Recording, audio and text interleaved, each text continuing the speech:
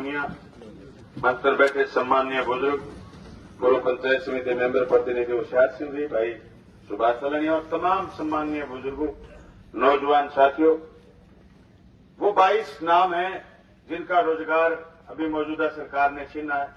और इसी चबूतरी पर बैठ करके बकवास करने वाले लोग जो सोशल मीडिया यूट्यूबरों के सामने बकवास करते थे, शायद उनको चैन आ गया होगा। इकट्ठे होकर के जा करके अभी तक मरखेड़ा गांव में 23 कांड करे इन्होंने, 22 घरों के रोजगार छीने, 23वीं बस बंद करी। आप सब लोगों को नए सिरे से बात सोचनी पड़ेगी। नहीं कह रहे थे पीड़ा का इनको क्या एतराज था, एक ही बात का एतराज था कि बलवान पुनिया जनता की बात कैसे करता है, डायरेक्ट लोगों को क्यों सुनता। अब ये जिन 22 छोरों का हटाए, उसमें से रणधीर पुनिया और कृष्ण जाट थोड़ी 12-12 साल की नौकरी लगे हुए, आज उनको दूसरे रोजगार करने में दिक्कत आएगी। उनको इसलिए हटा दिया कि उन्होंने वोट मुझे दे दिया। ये दुर्भावना की राजनीति की बात करते थे, द्वेष की राजनीति की बात करते थे। एक भी छोरा पूरी तहसील में जो पिछले 5 साल में एमएलए था, बाबूजी का लगाया, मैंने नहीं हटाया। मैंने नए रोजगार पैदा करे, नई पीएचसी खोली, नई सोसाइटियां खोली, नई समितियां खोली, नई बसें चलाई, सारे काम नए करके नए छोरों को नौकरी लगाई। और उन छोरों को नौकरी लगाई जिनके घर में वास्तव में जरूरत थी। जिले सिंह धानक आपके माथे पर रहता, बीमार आदमी था, उसके छोरे को स्वीप पर लगाया, इसलिए लगाया कि उसके घर में दवाई के पैसे आ जाएं। फ्री दवाई के बावजूद भी उसकी कुछ दवाई ऐसी थी जो पैसों में आती। मैंने लगाए हुए छोरों के नाम आप सबको पता है कि नहीं पता, लेकिन मेरे लगाए हुए जो छोरे हटाए, मैं 22 के 22 नाम आपके बीच में बोलना चाहूं। ये छोरी पूजा थी, सुभाष की बेटी, रामगढ़िया ब्याही हुई। संदीप पुजारी आज दुनिया में नहीं है। संदीप कहता था मेरी भतीजी को लगा, मैंने लगाया। रामगढ़िया ब्याही हुई है छोरी। नगर पालिका में कंप्यूटर ऑपरेटर लगाया, बेईमानों ने सबसे पहले उस छोरी को हटाया। शर्म नहीं आती उन लोगों को इकट्ठे होकर के गांधी जाकर के पर्ची दे के आते हैं। आपके असली दुश्मन बाबूजी से पहले वो है जो आपके गांव में बैठ करके आपकी चाय पी करके आपसे पैर भाव करते, आपसे आपका पहना लेके जाते हैं, आपकी बात पूछ के जाते हैं। दूसरा अतुल कंवरपाल, तीसरा विनोद राजेश पुनिया। ये छोरा विनोद खड़ा, इसका नगर पालिका में ही मित्र था। सुबह जाता 8 बजे, रात के 9-10 बजे आता। घर का काम चल रहा था, पर इनके घर में तो बड़े चौधरी है ना, उनके चुरड़ियां लड़ रहे। धरती तो कभी नहीं बेटा, शर्म को नहीं आ रहा है। छोरे के पेट पर लात मारी, शर्म नहीं बची। छोरा कमा के खा रहा, किसी की दलाली नहीं करता, पूरे दिन कंप्यूटर के सामने माथा फोड़ी करके काम करता है। चौथा प्रदीप जयराम, 8,000 रुपए में था गांधी सीएचसी पर, 10,000 रुपए दे रहा है कंप्यूटर वाला। डॉक्टर आज भी प्रभावित है उसके हॉस्पिटल में उसके काम से। कंप्यूटर बैठ के इतना काम करता था सीएचसी गांधी बड़ी। हालांकि उसके 2,000 रुपए महीने बढ़े, लेकिन काम करके दिखाया छोरे। जसवंत दीपाराम धानक स्वीपर का काम करता, बाढ़ बाय का। वकील सनोज धर्मपाल सिल्ला,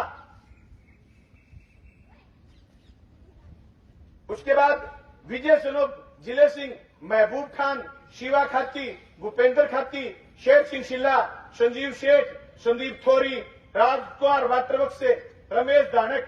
ओहो, मतलब हद है बियांगी चालन में। रमेश को नहीं मोटियो चाह बना सोच बेटी चाह डॉक्टर ने पसंद है। क्यों घरेऊ ले जा दूध, कोई डोलू वाला दूध को नहीं, घरेऊ दूध ले जा। अब वो ऐसी गाड़ी पे आवे चाह, डॉक्टर हु रोया करे ना चाहो छोरो चाह स्वाद बनावे नहीं था। सतबीर लूणा, जसवंत पूनिया, रणधीर पूनिया, कृष्ण थोरी, मांगेराम लूणा, पिछले 12-13 साल से मांगेराम लैब में काम करता, 12-13 साल से रुजदू मेघवाल का मांगेराम और सत्यवान सुनो पल्लाराम शिल्ला, ये इतने 22 छोरे इन्होंने हटाए। मैंने गांव में मीटिंग इसलिए बुलाई है, क्या मेरा गुनाह यह था कि मैंने इन छोरों को नौकरी लगाई? ये चौक में बैठ के जो लोग बकवास करते थे इस नीम के नीचे, क्या बढ़त लगी थी उनके बलवान पुनिया फोन, हाँ 500 फोन उठाता था, आज भी उठाता हूं और कह रहा हूं आपके सामने, मेरा फोन उठाना तुम्हारे एमएलए की कब्र खोद देगा। मैंने इतने फोन उठाए लोगों के कि हर कोई ये चाहता है बलवान की तरह तू फोन उठा, कोई उठा ही नहीं सकता। मां का लाल मैंने उठाए, आज भी उठाता हूं, फिर जिंदगी ने मौका दिया, तुम सबने मौका दिया, फिर उठाऊंगा। यह बड़स्ती की बलवान पुनिया गड्डी में कैसे चलता है? हाँ है मेरे में काबिलियत, आता है मुझे जनता से मदद लेकर के गाड़ी चलाना। 3 गाड़ी चलती है मेरे घर से, घर का काम नहीं करा आज तक हमने, पहले बार लोन लेकर के डेयरी खोल ली है। कोई मेरी 47 साल की जीवन है और 25 साल की 24 साल की राजनीति है, हमने कभी घर का काम नहीं करा, पहली बार डेयरी उद्योग लगाया। पता है हमें सिर्फ यही काम आता है, उसके अलावा हमें राजनीति आती है। नहीं थे हमारे बाप दादे एमएलए, नहीं था हमारा कोई राजनीतिक परिवार, हमारे में थी काबिलियत। आज मैं याद जीवनी पढ़ रहा था विनेश फोगाट की, उसका बाप कहता था कि मेरी बेटी एक दिन जहाज उड़ेगी। उसकी बेटी ने दुनिया की सबसे मजबूत पहलवान को घुसड़ी खुआ के आई है। आज उसका 125 किलोमीटर लंबा जुलूस था। हो सकता है इस राजनीति ने उसको परास्त कर दिया होगा। मैं तमाम लोगों से कहना चाहता हूं, हाँ मैंने कभी और मेरे किसी कार्यकर्ता ने पूरी तहसील में कभी किसी की जेब फाड़ने का काम नहीं करा। अब ये जो कह रहे हैं नए छोरों को लगाने के लिए, कह रहे हैं 50-50 हजार रुपए दो तब बाबूजी से जाकर के तुम्हें लगवाएंगे। अरे 7-8 हजार रुपया मिल रहे, कफन पारिश हो गए 2 रुपया को, 7-8 हजार 9 हजार रुपया मिल रहे, मैं भाड़ो लाग गया, थाने 50 हजार क्या देते।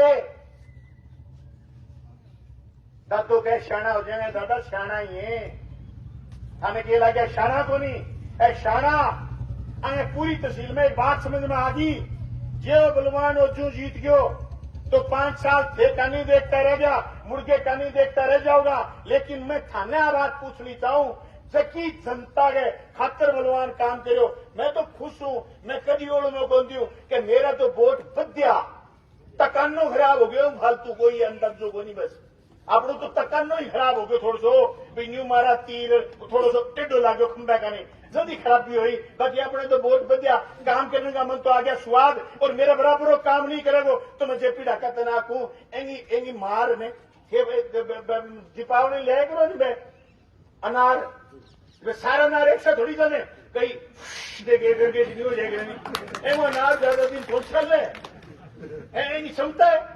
अरे इसी को वोट दिया था मैंने 98 में। मैंने बार बार ये बात बताई है, इसलिए बताई कि ये नेता था मेरा, मैंने इसका ढोल देख लिया। फिर मैंने मिसाल जलाई कि कॉलेज खोलेंगे, मैंने 3 कॉलेज खोले। फिर मैंने मिसाल जलाई, गांव की सड़क, गांव में एक्सीडेंट हुए, 3-4 छोरे लगातार गए, हमारे घर से भी बच्चा गया, हमने सड़क चौड़ी करी, इसका ढोल दी। सड़क चौड़ी करने के बाद मैंने बस लगाई, इसका ढोल दी ऊपर चलाने का। ये क्या हमारी रड़क निकाल देगा?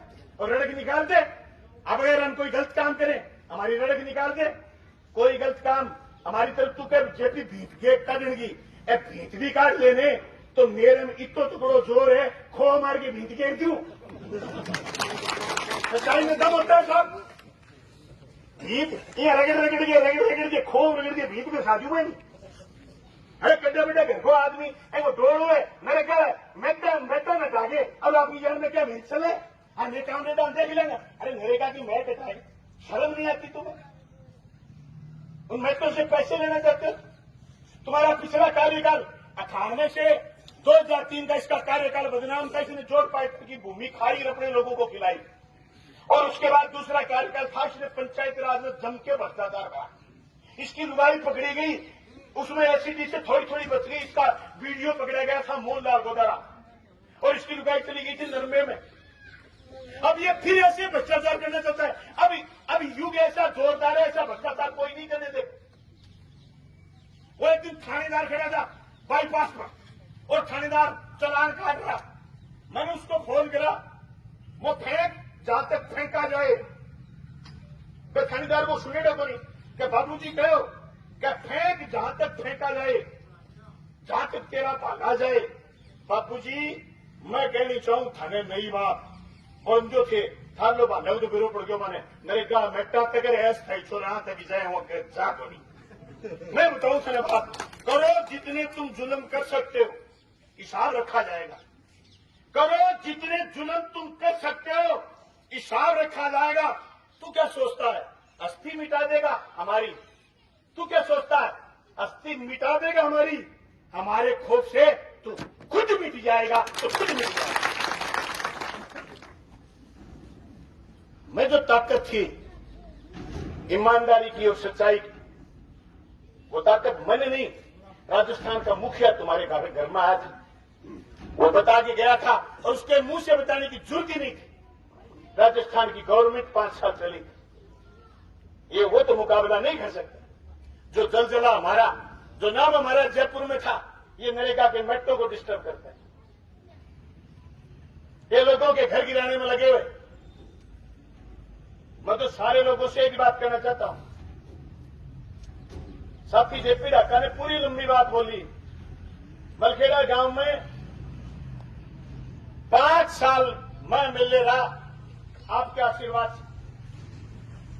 आप एक बता दो बात कि फलाना आदमी, फलाना कार्यकर्ता फलाने आदमी के साथ गया तो थाने में, तहसील में या ट्रांसफर के माध्यम से किसी को लुटवा दिया।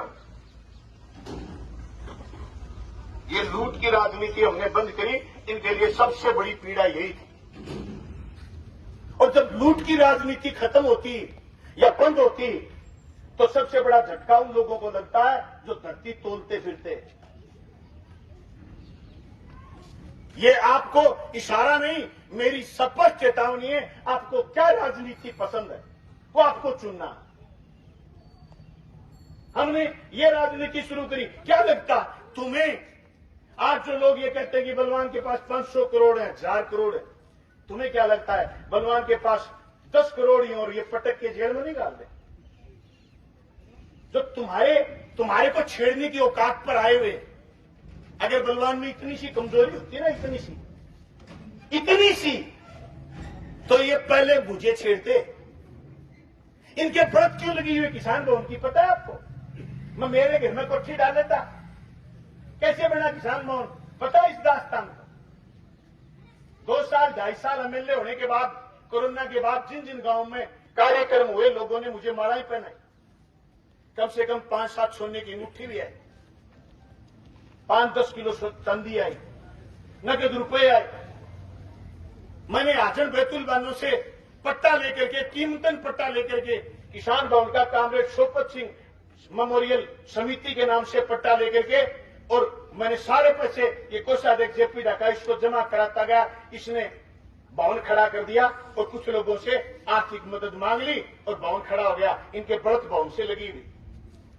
पहले इन्होंने प्रचार करा कि ये पट्टा सुनीता के नाम, फिर उन्होंने प्रचार करा कि बलवान पुनिया ने घर बना लिया। किसान भवन में लगभग मलखेड़ा के सारे लोग गए हुए।